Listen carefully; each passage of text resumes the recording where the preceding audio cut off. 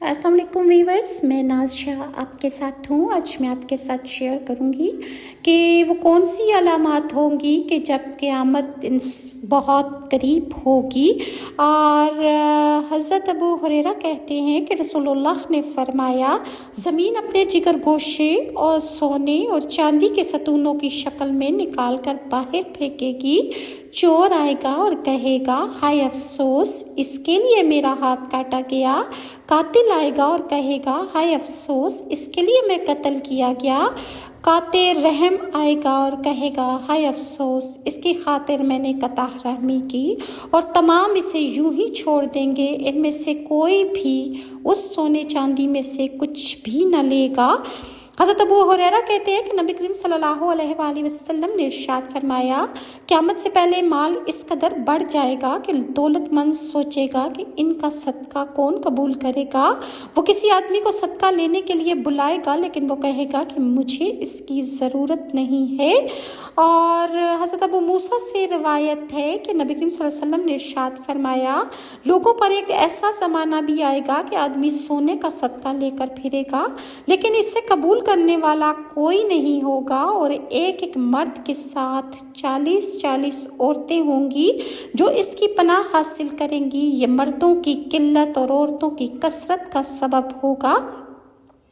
اسی طرح ایک اور حدیث میں حضرت ابو ہریرہ کہتے ہیں کہ رسول اللہ نے فرمایا، قیامت قائم نہیں ہوگی جب تک فتنے ظاہر نہ ہوں۔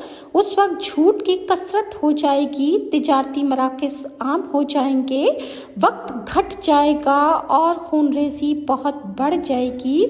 اور حضرت ابو ہریرہ کہتے ہیں کہ رسول اللہ نے فرمایا، آخری زمانے میں ایسے مکار اور جھوٹے لوگ پیدا ہوں گے جو ایسی حدیثیں بیان کریں گے جو نہ تم نے سنی ہوں گی، نہ تمہارے آباء و اجداد نے سنی ہوں گی۔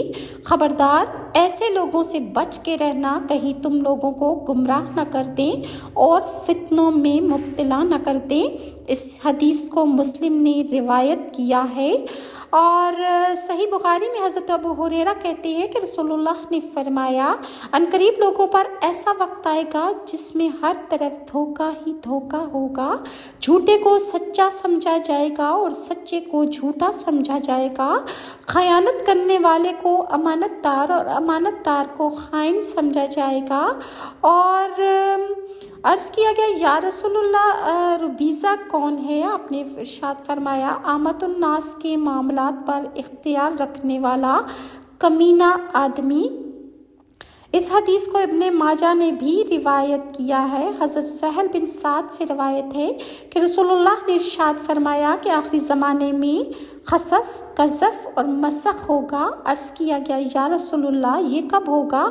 آپ نے ارشاد فرمایا، جب گانے بجانے کے آلات اور گانے بجانے والی عورتیں ظاہر ہوں گی، نیز شراب کو حلال سمجھ لیا جائے گا۔ اور حضرت ابو مالک اشعری کہتے ہیں کہ رسول اللہ نے ارشاد فرمایا، میری امت کے لوگ شراب پئیں گے، لیکن وہ اس کا نام کچھ اور رکھ دیں گے۔ ان کی سرپرستی میں باجے بجیں گے، گانے والیاں گائیں گی۔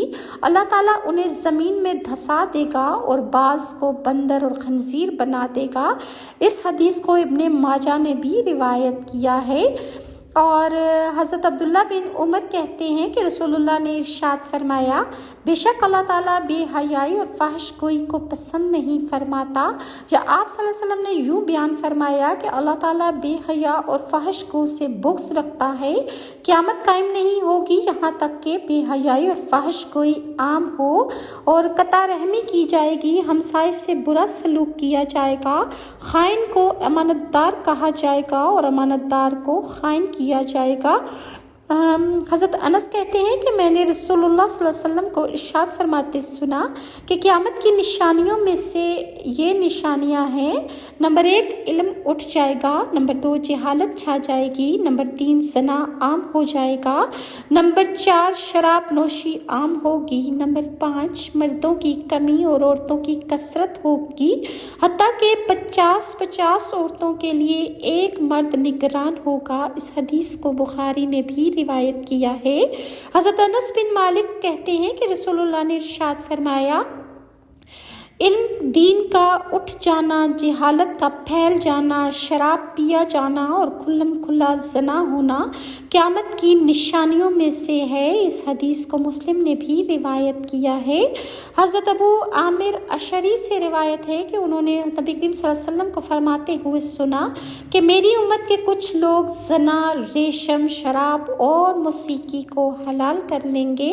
اس حدیث کو بخاری نے بھی روایت کیا ہے۔ حضرت ابو مالک اشعری کہتے ہیں کہ رسول اللہ نے ارشاد فرمایا کہ میری امت کے لوگ شراب پئیں گے لیکن اس کا کچھ اور نام رکھ دیں گے، ان کی سرپرستی میں باجے بجیں گے، اور رسول اللہ کا ارشاد ہے کہ ایک آدمی صبح کے وقت مومن ہوگا اور شام کو کافر ہو جائے گا، اور ایک آدمی شام کے وقت مومن ہوگا اور صبح کے وقت کافر ہو جائے گا۔ اس حدیث کی وضاحت میں حضرت حسن بصری فرماتے ہیں کہ اس کا مطلب یہ ہے کہ ایک آدمی صبح کے وقت اپنے بھائی کے خون، عزت اور مال کو اپنے اوپر حرام سمجھے گا اور شام کو اسے حلال سمجھ لے گا۔ ایک آدمی شام کے وقت اپنے بھائی کے خون، عزت اور مال کو اپنے اوپر حرام سمجھے گا لیکن صبح کے وقت اسے حلال سمجھے گا۔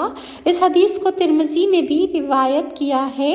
اور حضرت ابو برزہ اسلمی سے روایت ہے کہ نبی کریم صلی اللہ علیہ وسلم نے ارشاد فرمایا، مجھے تمہارے بارے میں تمہارے پیٹوں کو گمراہ کرنے والی خواہشات، شرمگاہ کو گمراہ کرنے والی خواہشات اور گمراہ کرنے والے فتنوں کے بارے میں بہت زیادہ ڈر ہے۔ اسے بزار نے روایت کیا ہے۔ پیٹ کے فتنے سے مراد حرام مشروبات اور مثلاً شراب، سور کا گوشت، غیر اللہ کے نام کا ذبح کیا ہوا، نیز حرام کمائی بھی مراد ہے، مثلاً رشوت، سود وغیرہ، اور شرمگاہ کے فتنے سے مراد زنا، عمل قوم لوط کا عمل، ہم جنس پرستی وغیرہ ہیں۔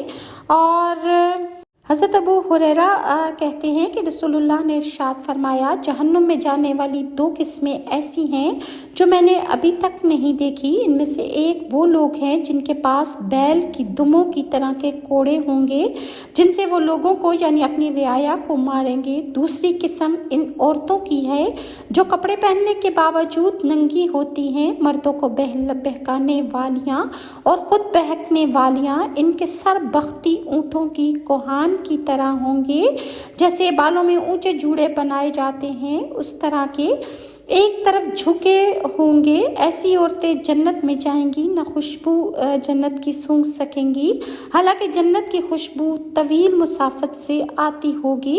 اس حدیث کو مسلم نے بھی روایت کیا ہے۔ حضرت ابو ہریرہ سے روایت ہے کہ نبی کریم صلی اللہ علیہ وسلم نے ارشاد فرمایا، قیامت سے پہلے 30 دھوکے باز جھوٹے آدمی پیدا ہوں گے، ان میں سے ہر ایک کا دعویٰ کرے گا کہ وہ اللہ کا رسول ہے۔ اس حدیث کو مسلم نے روایت کیا ہے۔